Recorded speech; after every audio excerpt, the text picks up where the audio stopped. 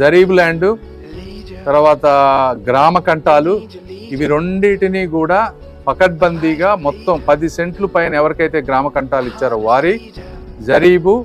ఈ రోజున మేమేం చేసామంటే కలెక్టర్ గారు, తెనాలి సబ్ కలెక్టర్, ఆర్డీఓ వీళ్ళ ముగ్గురిని పెట్టి చుట్టుపక్కల ప్రాంతంలో ఉన్న విఆర్ఓలను కూడా తీసుకొని 30 రోజుల్లో గ్రామానికి సంబంధించిన విఆర్ఓ, అదేవిధంగా పక్క గ్రామం నుంచి ఒక వ్యక్తి, ఇద్దరు కలిపి పక్కాగా ఎంత సర్వే చేస్తారు. 1 మంత్లో మేము అనుకున్న టైం లైన్ ప్రకారం వాళ్ళు ఇస్తారు.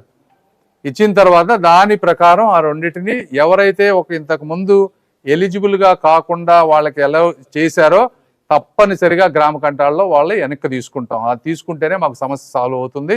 నిజంగా అర్హులైన వాళ్ళకి జరీబు కానీ గ్రామ కంటాలు కానీ 2 కూడా చేస్తాం. ప్రతి property line by line item ప్రకారం వెళ్ళి సర్వే చేసిన వాళ్ళు ఎందుకని ఏ రూల్ ప్రకారం అది గ్రామ కంఠంలో కానీ జరీబుకి వస్తుందో వాళ్ళు చెప్తారు, రైతు వాదన చెప్తారు. ప్రతి ప్రాపర్టీలో థర్డ్ పార్టీ వెరిఫికేషన్ కూడా మేము మళ్ళీ వేరే ఇంకొక 2-3 పెట్టి థర్డ్ పార్టీ చెక్ చేస్తాం.